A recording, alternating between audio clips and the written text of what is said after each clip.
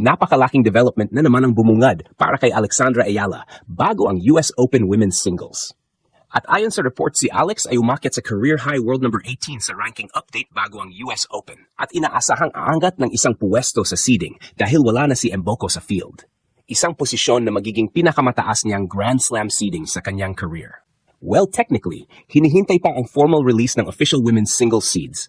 Pero malinaw na ang mathematics ng seeding picture. At mga kababayan, huwag nating maliitin kung gaano kalaki ito. Noong Wimbledon lamang, number 29 seed si Alex. Ngayon, ilang linggo lang ang lumipas, posible na siyang pumasok sa New York bilang number 17 seed. Ibig sabihin, hindi na lamang siya racing Filipino player na kailangang bantayan. Isa na siyang legitimate top 20 level player na inilalagay ng ranking system sa hanay ng pinakamalakas na pangalan sa women's tennis. At napakaganda pa ng teaming. Ang US Open mismo ay tinawag ang nangyayari sa New York na Ayala Effect. Matapos dumagsa ang Filipino supporter sa Louis Armstrong Stadium sa kanyang mixed doubles appearance. Kahit natalo sila ni Felix Auger-Aliassime, kina Elina Svitolina at Gail Monfils, malinaw ang mensahe. Naroon na ang pangalan ni Alex, naroon na ang Filipino crowd. At ngayon, papasok pa siya sa singles bilang isa sa highest-seeded players sa draw. Ito ang history in the making para sa Pilipinas. Dito natin makikita kung gaano kabilis nagbago ang status ni Alex sa international tennis. Hindi na natin pinag-usapan ngayon kung makakapasok ba siya sa main draw, kung makakakuha ba siya ng wildcard o kung makakabigla ba siya ng isang seeded player. Ang pinag-uusapan na natin ngayon ay kung gaano kataas ang sariling seeding ni Alex sa isang Grand Slam. Ibang level na talaga ang conversation. Ayon sa report ng The Manila Times ngayong August 26, nasa track si Alex para kunin ang number 17 seed sa US Open Women's Singles. Ang dahilan ay simple, pero napakalaking bagay para sa draw. Umatras si Victoria Mboko dahil sa injury. Si Mboko ay isa sa mga players na nasa unahan ni Alex sa seeding order, kaya ang kanyang pagkawala ay nagtutulak kay Alex pataas ng isang spot. Ang report mismo ay nagsabing ang projected number 17 seed ang magiging highest Grand Slam seeding ni Alex, mas mataas sa number 29 seed na hawak niya sa Wimbledon noong July. At dito pumapasok ang pinakamahalagang punto. Earned ito ni Alex. Hindi to basta bonus dahil may isang umatras. Hindi ka mapupunta sa ganitong posisyon kung wala kang ranking at results para suportahan iyon. Bago ang US Open, umakyat si Alex sa career high world number 18 ayon sa August 24th ranking reports, matapos ang napakalakas niyang North American hardcourt run. Tingnan ninyo ang production. Sa Washington, ginawa ni Alex ang isa sa pinakamahirap na championship runs ng season. Tinalo niya sina Zheng Qinwen, Leylah Fernandez, Elina Svitolina, Naomi Osaka at Jessica Pegula patungo sa kanyang unang WTA Tour Singles Championship. Ang WTA mismo ang nag-highlight na lahat ng 5 opponents na iyon ay dating Grand Slam finalist o kasalukuyang top 10 player. At sina Svitolina, Osaka, Faka at Pegula pa ang top 3 seeds ng tournament. Hindi yan ordinaryong championship route. Kapag tinalo mo ang ganyang klaseng sunod-sunod na pangalan, hindi na surprise package ang tingin sa iyo ng tour. Evidence na yan na kaya mong manalo laban sa elite competition.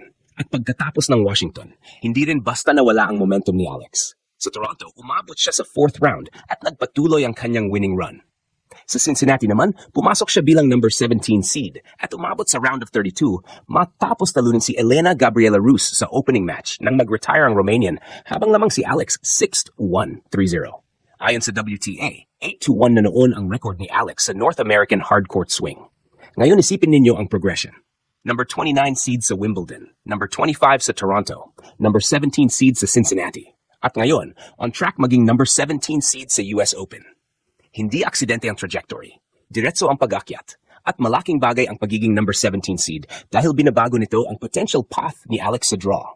Sa traditional 32 seed Grand Slam format, ang seeded player ay protektado laban sa kapwa seed sa opening rounds. Kung ma-finalize ang number 17 spot, mas kontrolado ang early round landscape kumpara nung siya mismo ang unseeded player na kailangang tumapat agad sa mga established stars. Yan ang reward ng ranking. Yan ang reward ng consistency. At yan ang reward ng isang season na paulit-ulit niyang pinatunayan na kaya niyang makipagsabayan sa pinakamalakas na babae sa mundo. Pero mas malaki pa rito ang historical significance para sa Pilipinas. Hindi lang dahil Filipina siya. Ang level ng kanyang accomplishment ang talagang extraordinary. Nitong August lamang, naging unang Filipina WTA Tour Singles Champion si Alex nang kunin niya ang Washington title. Ang official WTA coverage mismo ang nagdeklara na first time nagkaroon ng Pilipinas ng champion sa WTA Tour Singles. Ngayon, pagkatapos lamang ng ilang linggo, pinag-uusapan na natin ang top 20 Grand Slam seeding. Yan ang bilis ng pag-akyat ni Alex. At kung may nag-iisip na hype lamang ang history in the making, tingnan lang ang numbers at accomplishments. Hindi narrative ang gumagawa ng history dito. Results mismo ang gumagawa.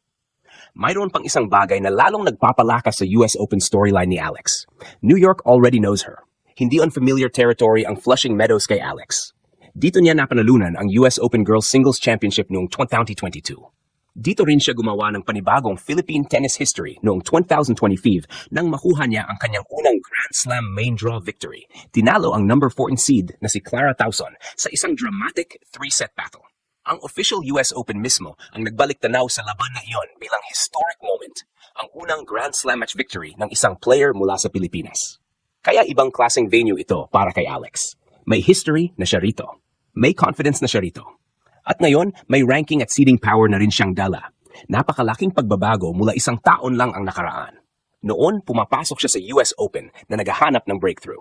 Ngayon, pumapasok siyang potential number 17 seed, WTA champion, top 20 player at isa sa mga mismong players na itinatampok ng US Open bilang attraction ng tournament. Sa official US Open feature nitong August 4th, tinawag si Alex na isa sa players to watch at sinabi na isa siya sa pinakamalalaking attractions ng tournament ngayong taon. Kasama pa siya sa Stars of the Open sa Arthur Ashe Stadium ngayong August 27th. Kasama sina Eva Jovic, Joao Fonseca at Lerner Tien. Malaking recognition yon. Hindi na lamang Filipino media ang nag-push kay Alex. US Open mismo ang nagpo-position sa kanya bilang attraction. At nakita na natin ang epekto noong mixed doubles. Sina Alex at Felix Auger-Aliassime ay natalo kina Monfils at Svitolina, 4-1, 4-1. Pero ang official tournament report ay may isang napakalakas na observation. Ayala effect ang nakita sa Louis Armstrong Stadium kung saan libu-libong fans ang dumating para suportahan ang Filipina. At pati social media culture sa paligid ni Alex lumalaki na. Ang sikat na Filipino supporter na naka-blue inflatable dinosaur costume, tinatawag na Ayala-saurus o Tito Rex, ay nakita na rin sa Flushing Meadows matapos maging viral sa Toronto. Philippine reports noted that fans were posting his New York appearances online, another small but vivid sign na lumalaki na ang community at identity sa paligid ng bawat tournament ni Alex. Ito ang combination na bihirang makita natin sa Philippine sports. May elite results, may ranking, may championship, may crowd, may global tournament exposure. At ngayon may potential number 17 Grand Slam seed. Kaya kapag sinabi nating history in the making para sa Pilipinas, hindi ito simpleng hype line. Tingnan ninyo kung nasaan tayo ngayon. Ilang taon lamang ang nakaraan, ang pangarap ay magkaroon tayo ng Filipino na regular na makapasok sa Grand Slam main draw. Ngayon, pinag-uusapan natin ang isang Filipina na posibleng pumasok sa US Open bilang 17th seed sa buong women's field.